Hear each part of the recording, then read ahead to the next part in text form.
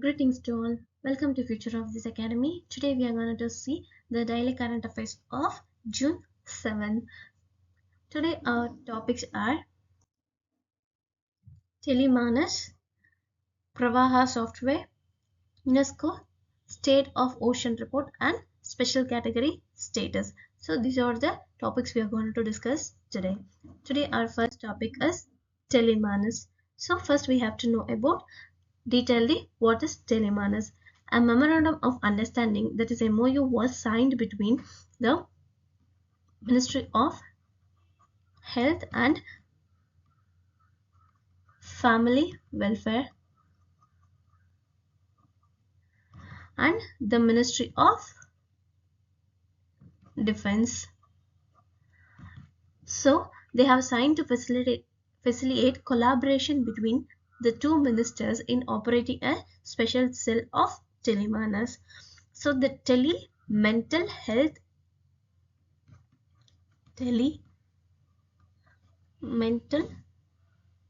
health assistance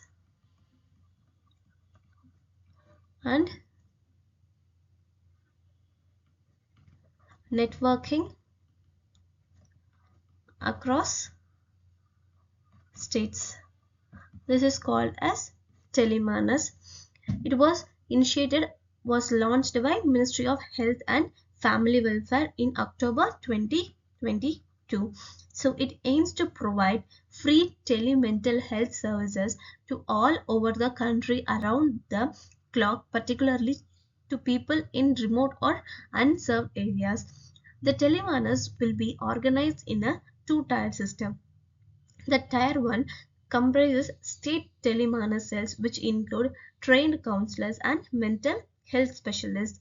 Tier 2 will comprise specialists at the district mental health program, medical college resources for physical consultation, and e-Sanjeevani for audio-visual consultation. Currently, there are 51 operational telemanas cells functioning across all over 36 states and union territories, offering services in 20 different languages.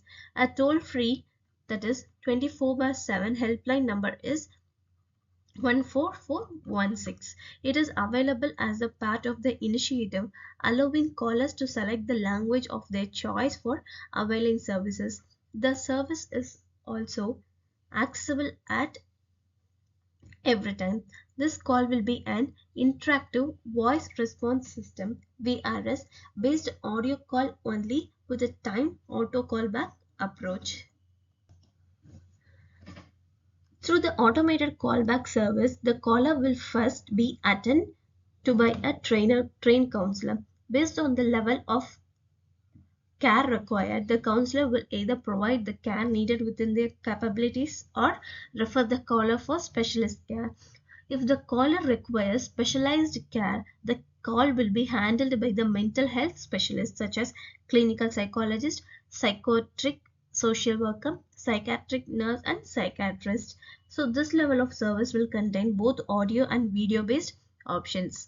In case the caller requires urgent in-person intervention, complex evaluations and management, they will be referred to the nearest in-person service for the physical consultation and or an audio visual consultation, with a specialist will be arranged through e-Sanjeevani. E-Sanjeevani. So these centers will range from health and wellness center to tertiary care centers as part of DMHP. So that's all from this topic. Our next topic is Pravaha software, that is parallel runs solver for aerospace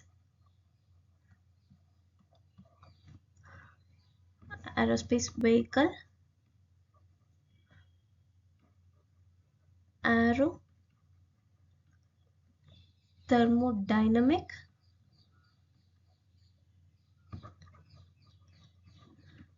analysis. This is Prabha. It is a computational fluid dynamics, that is CFD software, is developed in ISRO Vikram Sarabhai Space Center, that is VSSC. It can stimulate external and internal flows on launch vehicles, winged and non-winged re-entry vehicles. Pravaha has been extensively used in the Gaganyaan program for aerodynamic analysis of human-rated launch vehicles, that is HLVM3, Crew Escape System, that is CES. Next, Crew Model. So the software is to secure and flexible enough to support collaborative development with academic institutions and government labs. The Pravaha code is operational to stimulate airflow for the perfect gas and real gas conditions. Validations of the code are underway for the stimulating the effects of chemical reactions that occur during air dissociation upon earth re-entry and combustion as the scramjet vehicles. Pravaha is expected to replace most of the CFD stimulations for aero characterization which are currently being carried out using commercial software. This software is expected to help academia and other institutions engaged in the design of missiles, aircraft and rockets to find solutions to complex aerodynamics problems. Now, what are the importance of this CFD, that is computational fluid dynamics software? Initially, this aerodynamic design studies for launch vehicle demand evaluation of large number of configurations. Any aerospace vehicle moving through the Earth's atmosphere during launch or re-entry is subjected to serve aerodynamic and aerothermal loads in the terms of external pressure and heat flux. Understanding the airflow around aircraft rocket bodies or CM during earthy re-entry is essential to design the shape, structure and thermal protection system, that is TPS, required for these bodies. The unsteady part of aerodynamics contributes to serious flow issues around such rocket bodies and creates significant acoustic noise during the mission. This CFD is one of the tools to predict the aerodynamic and aerothermal loads which solve numerically the equations of the conservation of mass, momentum and energy along with the equation of state. So that's all from this topic. Our next topic is UNESCO State of Ocean Report.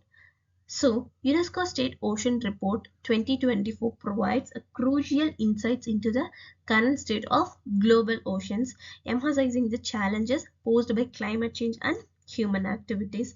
Now, what was about this UNESCO State of Ocean Report?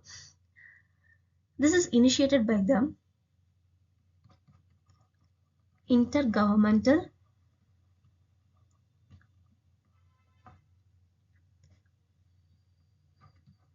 Oceanographic Commission, that is IOC UNESCO.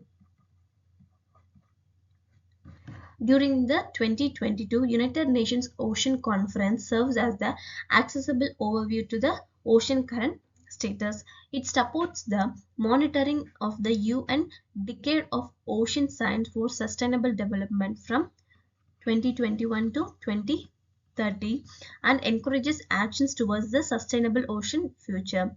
The inaugural in 2022 edition featured insights from over 100 marine science experts across various fields including ocean acidification, pollution and tsunami warning. This report and its subsequent annual editions released on World Oceans Day on June 8th aligns with the 7 outcomes of the UN Ocean Decade. Now, what are the key findings of this report? The upper 2000 meters of ocean have experienced significant warming with the rate of increasing from 0.32 plus or minus to 0.03 watts square meter. So, oceans are absorbing about 90% of Earth excess energy, causing increased deoxygenation and threatening marine ecosystems and human economies depending on them. Next is ocean acidification is one of the rise globally, particularly in open ocean, with the noted pH decline since the late 1980s. More comprehensive data from coastal areas is needed. The sea levels have risen consistently since 1993, necessitating improved monitoring systems at all scales. So that's all from this topic. Our next topic is special category status. To be able to get the status, states have to fulfill the following requirements based on Gutgall formula. They need to have hilly and difficult terrain. They need to have low population density and or a sizable share of the tribal population. They must be in a strategic location along borders with neighboring countries. They must be economically and infrastructural backward. They must be non-viable nature of state finance. Only these factors give the position of special category status. Now, what are all the evolution of idea of the special category status is?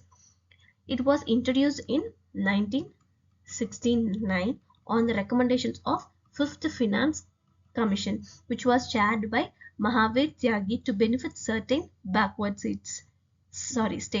At that time, this was provided to Assam, Jammu and Kashmir, and Nagaland. The idea of special category status was first formalized in April 1969 when the Gutgall formula of fund allocation was cleared by the National Development Council.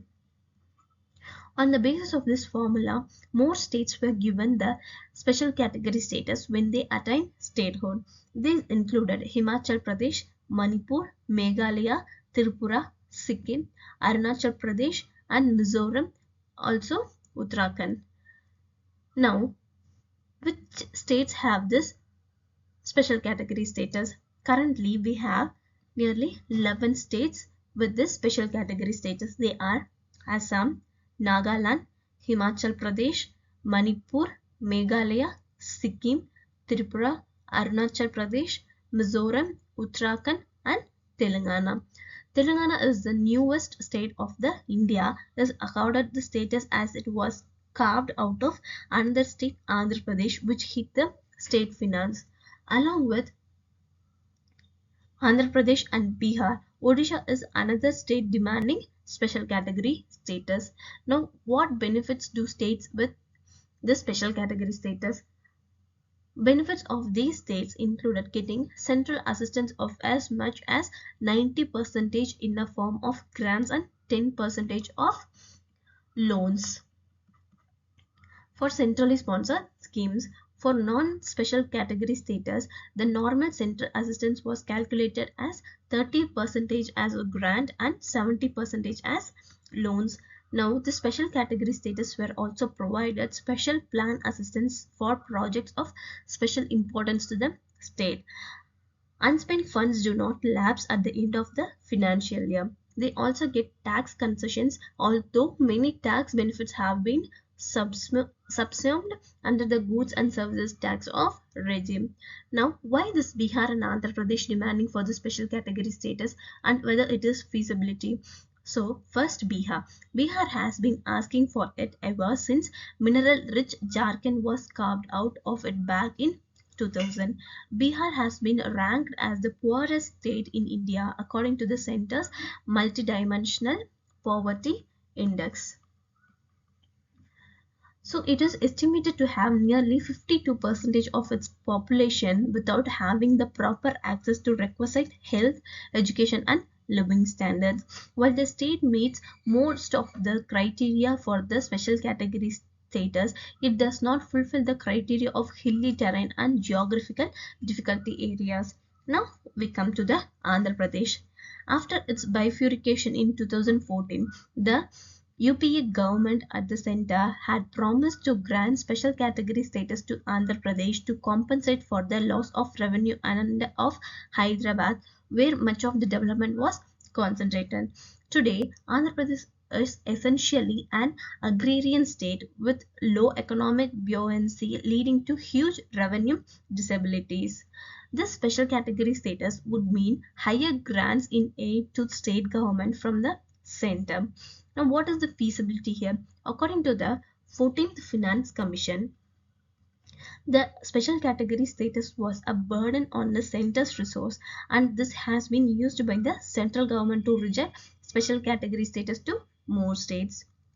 In order to plug the resource gap without extending this SES, tax devolution to states has been raised to 42% as recommended by the 14th Finance Commission and has been maintained by the 15th Finance Commission at 41%.